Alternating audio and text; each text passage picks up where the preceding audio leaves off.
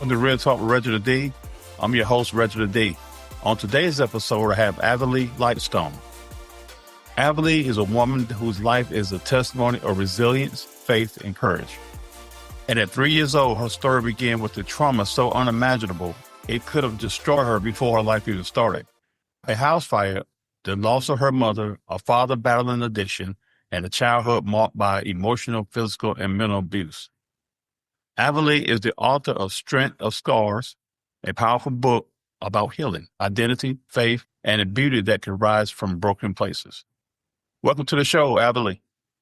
Thank you so much. It's exciting to be here. I appreciate and feel honored to be on your show. Thank you so much. So can you tell us a little bit about where you grew up and a little bit about your family, and then go right into your story? Yeah, so I grew up in a family of 14 adopted children. I was adopted and I grew up in southern Utah, a rural area where the population was around like 200 and 300 people. So really small.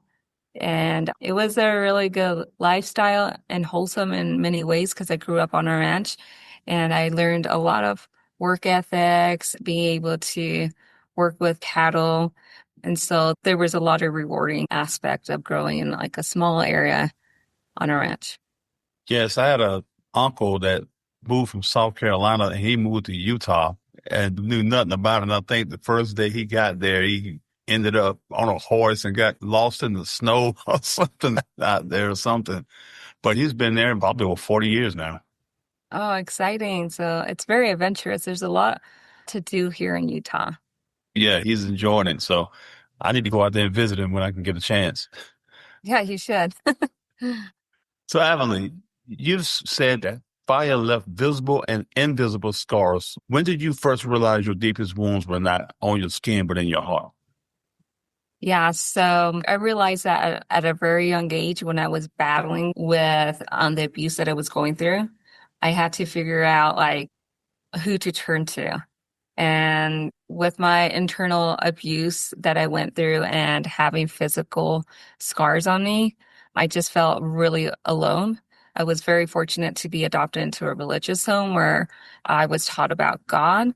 And I just put a lot of my trust and faith in God at that time. And so, yes, I would say my foundation in those times, I just put it on God. Yeah, because I'll tell you, when you go through things in life, you know, when you put it on God, put it in God's hands, it tends to work out in your favor. It gives you strength through the process also. Yeah, it really does. And it's not like, it's nice knowing that somebody can take a lot of your burdens because some of the burdens can be so heavy at times. Like some days can be heavier than other days. And so knowing that you don't want to put burdens on like people closest to you because they wouldn't be able to handle it. But knowing that God can handle it and he's willing to work with you and help you out just makes the day a little bit more lighter that you can carry forward with it. Yes, yes. So you lost your mom in the house fire. You know, after losing your mother and being given up by your father, you were placed in an orphanage. What do you remember about those early years and how they shape your sense of identity? Yeah, so like you had mentioned in the bio, I tried to save my mother from a house fire. She was cooking food. I was just kind of left alone. My siblings were out in school. My grandparents had taken my baby sister. So it was just literally just me, my mom, and my dad. And when my mom caught on fire, I went and tried to wake my dad up, but he was completely passed out and drunk, not responsive. So I went ahead and hugged my mom and ended up getting burned. And then we were taken to the hospital and didn't have any sort of like numbing agent or medication to kind of help numb a lot of the pain that I went through. And they just had to scrub my back, and the fire burnt my clothing onto my skin. They had to scrub that debris off of it, and that was really painful. And I think the worst part of all of that was my mom didn't make it after 3 days. She passed away. And my dad stopped showing up to check up on me and seeing how I was doing. And that was like the hardest part for a 3-year-old, being left completely, utterly alone, trying to grasp what was happening and just having encouragement and motivation that you're going to get through it. I didn't have that. So in that time when my dad rejected me and he didn't come see me, and I think it has to do with feeling guilty of not being able to help my mother and I when we were on fire, and he just couldn't stand to see my face, and him not showing up, I think he was just suppressing his emotions further down and pretty much hiding himself, which is never really good, especially for a 3-year-old that is trying to make sense of what was going on. So feeling rejected and not wanted was really hard for me. And this is where I'm able to take in a lot of like the memories, because I didn't have anything else to do while I was trying to recover. So I really took in what the scenes of my life and at such early age.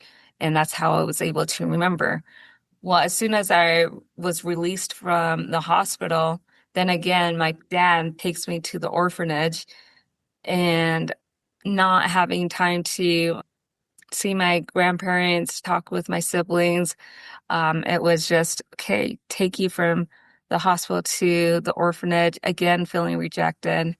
So I think as I look back in that little moment, it was really hard for me because I was still so young. I'm still trying to develop. I'm like a toddler trying to like learn life. And this is like a whole level of what I've gone through. And as I look back, I realized that there's going to be so many rejections that people go through. And rejection can be so hard, but many times it kind of like silences you in a way that like God can come through.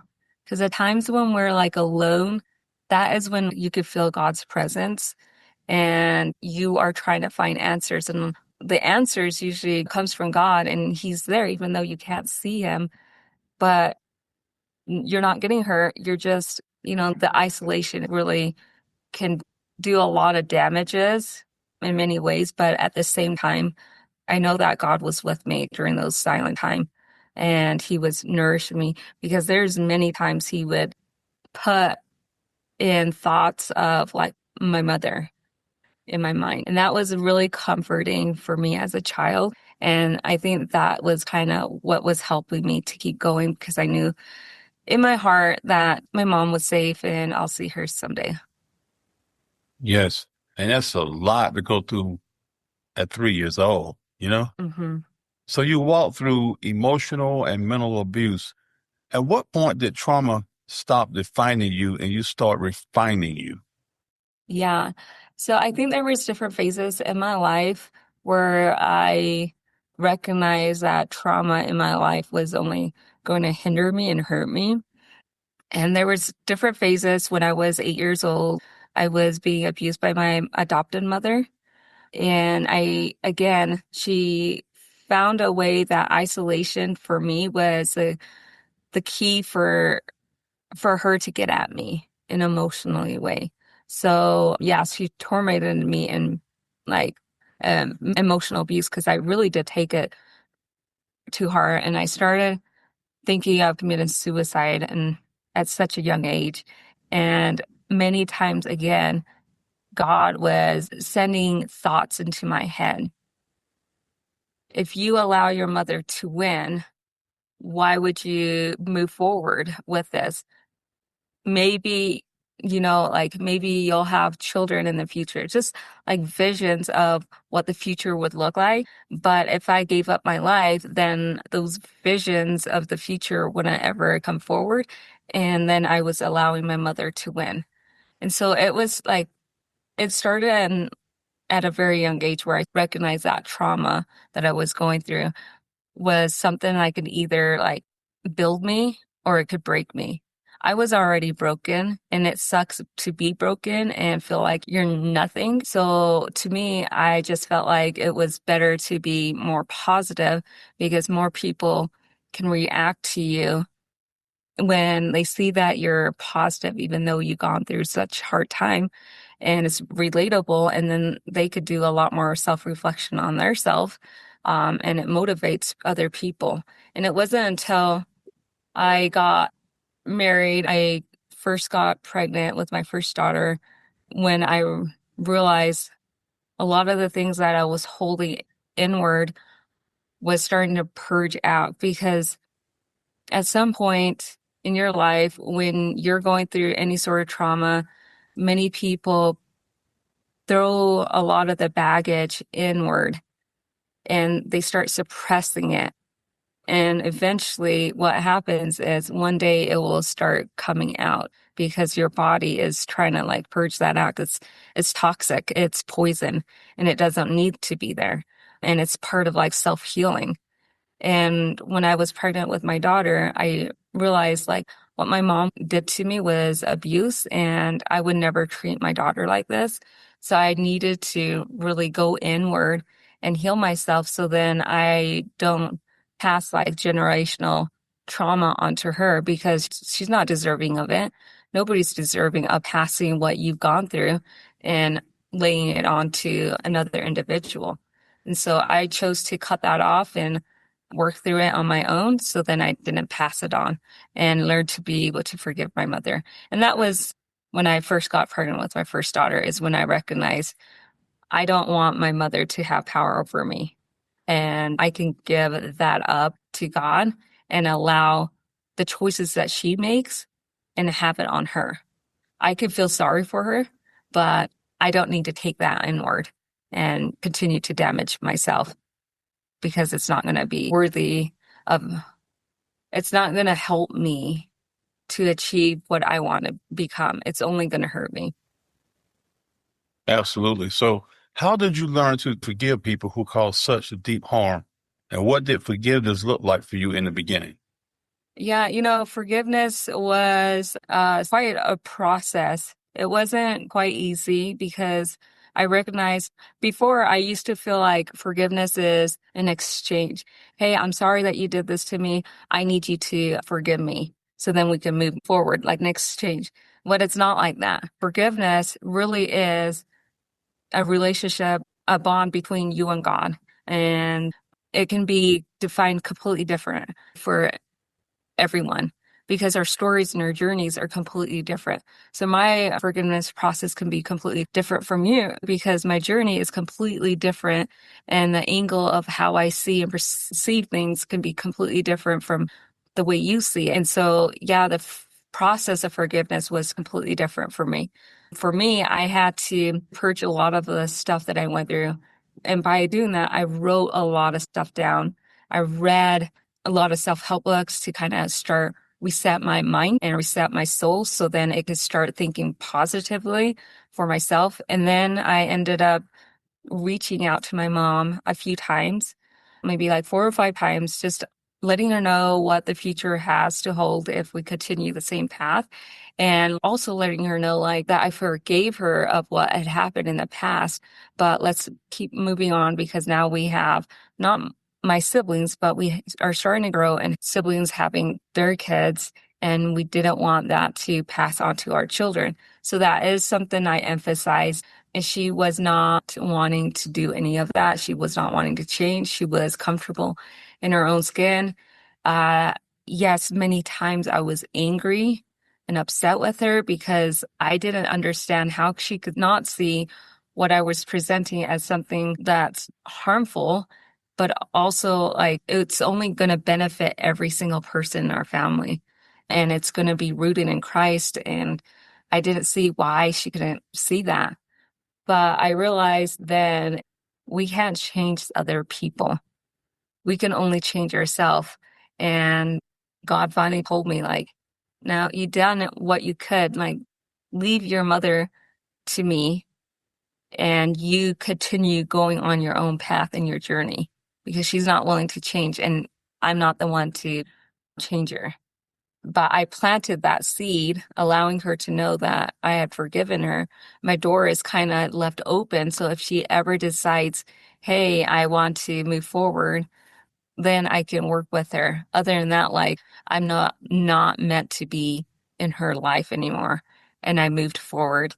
And there was like a weight lifted off of me, and God took away any like suicidal tendencies I've ever had, thoughts. He just like lifted that from me. And then when I look back at my life, I see now my life in a different angle. Like it was a teacher. The past became like my teacher. And I grew a lot from it because of what I went through. So yeah, that was just the process of the forgiveness I went through. Yeah. So, Avonley, let's talk about this. Many survivors carry shame they never asked for. What shame did you have to confront and how did you release it? I was, I felt like I was ashamed of being me at a very young age when I lost my mother and my dad rejected me. It was that moment where I just didn't feel like I was wanted. And then when I was adopted and I was told and groomed that I was going to have like a loving family, but I didn't. Like my dad was amazing, but my mom, she was extremely abusive to a lot of us kids. And again, I felt ashamed. I just being able to exist. I didn't exactly understand why I needed to be on earth. Like if I didn't have a good life, if I couldn't make people happy, like people closest to me, like my family, like what was the point of me? And it wasn't until I realized as I was working with God, this is the cool thing about living on a ranch. We had a lot of land and I could escape into the field. And that was how I was able to cope is out in nature. And I felt like being out in nature, God was really strong and present in my life and he would nurture me. And it wasn't until like, I think there was times where I knew that I'm never going to please my mom and it's okay. Eventually there's going to be somebody else that's going to recognize who I am and what my worth is. And I wouldn't have to feel ashamed. And so I had to learn how to be a better friend to myself and to other people and the way I treated other people, because that showed that there's some amazing people out there that cared for you as a human being and you cared for them. And so that brought a sense of like a relief knowing that there's no shame in who you are.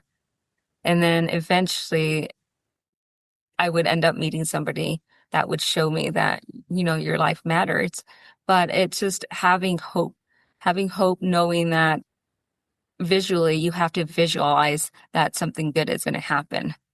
And you got to set shame aside because shame, a lot of the time, is going to always suppress you and give you negative mindset and self-sabotaging. And if we can conquer that and replace it with adversaries, with replacement of like good words and good intention to ourselves, we really do end up starting to heal. Yes, absolutely. Because, you hit one of the words was strong that you said, and that was hope. Even though you don't see it, but the only thing that's going to sustain you is hope during the process. The hope is what keeps you from giving up, in the journey to getting to where you want to go in life. So I really like the way you put that. So what is the core message behind your book, Strength of Scars? And why was now the right time to share it with the world? Yeah, so Strength of Scars is a book about my life and the abuse and traumas that I went through. But I also explain like how if you're ever stuck in a position that I am in, how you can look at it in a different angle for yourself in your own situation. I titled the book Strength of Scars because scars is relatable for everyone. Whether you have internal scars or external, like we all have some sort of scars. And even Jesus Christ himself has scars and he shows them. A perfect man that walked on this earth has scars and he went through all the pain to set that example, knowing like scars are painful, but you don't need to hide away because he shows his scars to us and he tells us his story is spreading. And so it's almost like if God has those scars and he is sharing his scars with other people and it's impacting others, then we can do the same thing. We can use our scars as a testimony of what we went through. So see it as strength in who you are. Don't let it be a victim. Don't let it become a point where you become a victim and you can't rise above. Eventually, you're going to have to see that scar, and the person that's going to have to stand up is you and see the strength that you went through. Yeah, and I really admire you because many people hide their wounds, but you chose to reveal yours. What gave you the courage to be this transparent? I actually, it's funny that you say that because I have always been insecure about a lot of my traumas and scars in my life. And it wasn't until I went through the forgiveness and I was healed from suicidal tendencies and I was feeling like a lot of freedom. And then God was like, you need to write that book. You need to write your story because it's going to help other people. And I was like, no, I don't want to. That's something I left behind. And he's like, that's not your story to tell. I'm using your story as a testimony to help build my kingdom. And I couldn't fight from that. I just felt like, okay, you know what? All right, this is something I'm just going to have to let out and just help other people. But yes, it was hard for me and it took a while, but I think the way he helped me write it was really beautiful and it will help touch a lot of people. And it also emphasizes that, guys, we have scars and we have wounds. A lot of people are hurting, but if we work on healing ourselves, we can start becoming a ripple effect and help other people. And it starts with us, and we know we have a network of people in our group. And if we help that network, just imagine all the lights within ourselves starts flipping on around the world when we share our stories and the scars and how it defined us and refined us. And it is like a process where God refines us and makes us gold. Yes, because everything he does is basically for his glory, even though sometimes we don't want to do it, but at the end of the day, it's for his glory. So we have to be obedient, we have to be obedient. Absolutely. So Avonley, if you could sit with your 3-year-old self today, what would you tell her about the life she would one day build? I would definitely give my 3-year-old self a hug because I know that that 3-year-old self went through so much. I would definitely give her a hug and let her know, like, hey, we survived. This is me, and this is what we went through. And you're going to go through a lot of hardship. So stay strong. But eventually there is going to be that light at the end of the tunnel. So keep going, keep moving forward, and just know that, you know, letting her know that there is somebody really important who is God that's going to be protecting her and leading her along the way and stay close to him because he's the one that's going to really help move her. Well put. Well put. Mhm. So what's one thing you wish people understood about trauma survivors that is often overlooked?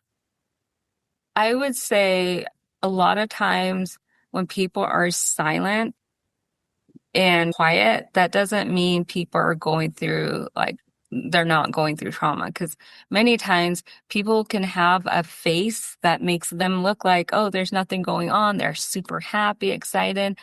But if they say something that's discouraging, please listen to them because it takes a lot of courage for somebody that's gone through trauma to speak up because they're vulnerable, they feel ashamed, they feel like they're not worthy.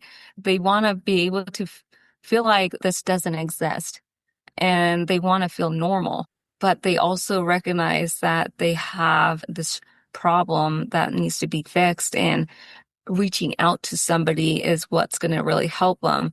And if, let's say, their friend or somebody in their group doesn't believe them because they've always been happy and they have shown that face of someone that's never gone through like trauma doesn't mean that they haven't gone through it. Hear Right. them out. I'm sorry, go ahead. Just hear them out. Right, exactly. Because, one thing people have to understand, if you haven't walked a mile in someone's shoes, you sometimes being a good listener is the best thing you can do. Instead of trying to judge somebody with saying, hey, that's not that bad, you should get over it and all of that kind of stuff. You're not that person. You wasn't there in the moment when things happen. You're not there in the sleepless nights and when a person's up thinking about all the things that happened to them. So I think, like you say, the best thing to do is just listen to them. Right.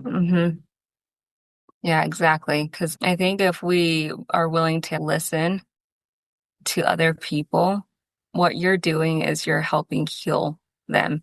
Because many times people just want to be heard. And if they can be heard, it releases so much of what they're holding inside themselves. And not only that, but you can also help the individual that's going through, like that's listened to you.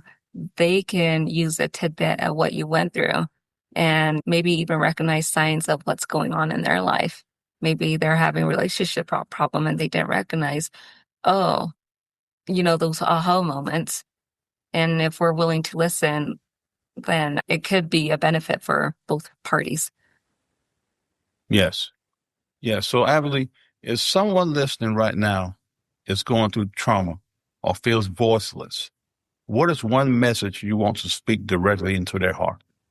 Yeah, you matter. I know when somebody's going through so much trauma, one thing that they do is sabotage themselves, saying that they're not good enough, they deserve it. And when they start thinking this way, they tend to stay stuck in that cycle. I say break out of it because you do matter. You are cared for, you're loved. Even though you might not feel it at the time, you are loved. There's people that would look at a position that you're in and know that that is something that you shouldn't be going through and that you deserve a lot more. So start believing in who you are. Start believing in yourself, knowing what you want to become.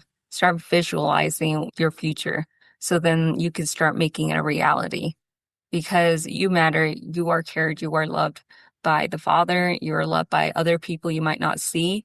But as you start self-reflecting on yourself and healing inward, what's going to happen is you're going to start branching out opportunities that's going to come to you. And you'll start to realize how many people that you're starting to attract that see the good in you. So give yourself hope and look at the end, like visualize what your future is going to hold and do your very best to run to that vision that you have because you're worth it. Great. So, Avonley, I have what I call rapid fire questions, right? This is emotional plus inspirational. Number one, what word, well, give me one word that describes the woman you are today. I would say empathetic. Okay. Yep. What does healing mean to you in one sentence? Healing means to me in one sentence is you can become, hold on, this is in one sentence. We can do more than one. Okay. What does healing mean to you? Healing means to me something that you overcame that you thought wasn't possible. Something you overcame that you thought it wasn't possible. Got it. Got it. That's good. Give me a habit that protects your peace.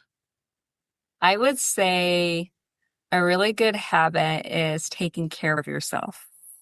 Get up, make your bed, have a clean space because having a clean space will really help bring a lot more healing because it's not cluttered and you're able to bring the spirit in and be able to help yourself faster. Okay. And lastly, the biggest lie trauma told you and the truth that replaced it.